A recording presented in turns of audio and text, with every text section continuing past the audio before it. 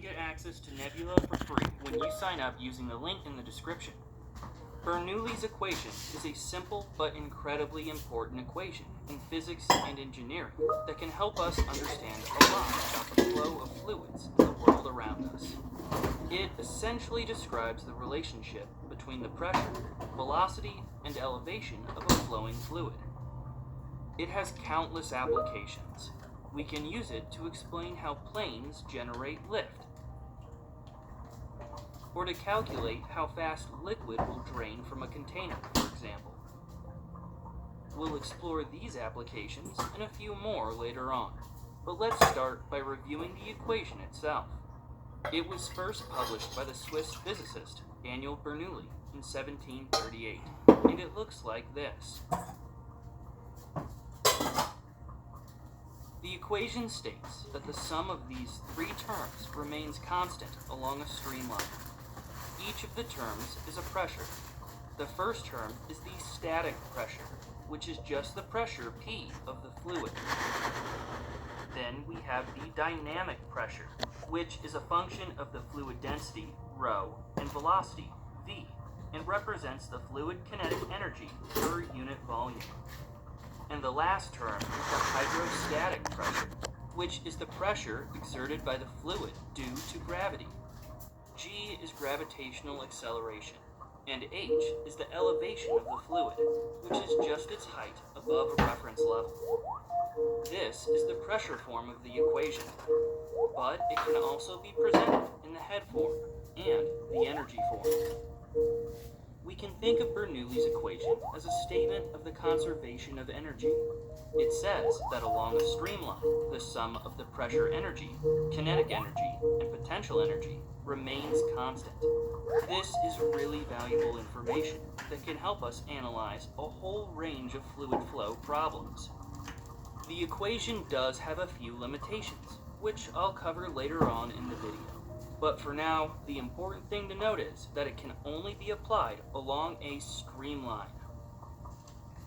We can define a streamline in steady flow as the path traced by a single particle within the fluid. Or, more technically, as a curve that at all points is tangent to the particle velocity vector.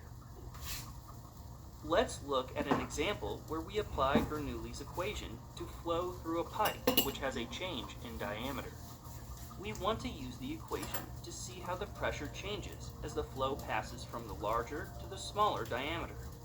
Bernoulli's equation is usually used to compare the flow at two different locations, so we can rewrite it like this, with points 1 and 2 both being on the same streamline. There's no significant change in elevation between points 1 and 2, so the potential energy terms cancel each other out. And if we put all of the static pressure terms on one side, we get this equation for the change in pressure. If we assume that the fluid is incompressible, the mass flow rate at points 1 and 2 must be equal. This gives us what's called the continuity equation, which is just a statement of the conservation of mass. Mass flow rate is equal to the product of the fluid density, the pipe cross-sectional area, and the fluid velocity.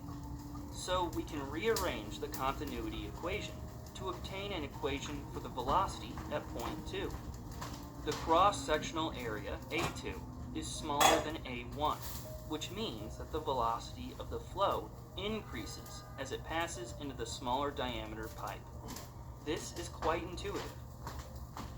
By substituting this equation for V2 into Bernoulli's equation, we can see that since the velocity increases between points 1 and 2, the pressure between both points must decrease. This concept that for horizontal flow an increase in fluid velocity must be accompanied by a decrease in pressure is one way of formulating what we call Bernoulli's principle. It can seem counterintuitive because people often expect an increase in velocity to result in a corresponding increase in pressure. But it makes sense if we think about the conservation of energy. The energy required to increase the fluid velocity comes at the expense of the static pressure energy. Bernoulli's principle shows up in a lot of different places. We can use it to help explain how plane wings generate lift. Fluid flowing over an airfoil travels faster than fluid flowing below it. According to Bernoulli's principle, this creates an area of low pressure above the airfoil and an area of high pressure below it. And it's this pressure difference that generates lift. I'll cover lift and drag forces in more detail in a separate video. Bernoulli's principle also explains how Bunsen burners work. When the gas valve is opened, gas flows into the barrel at high velocity.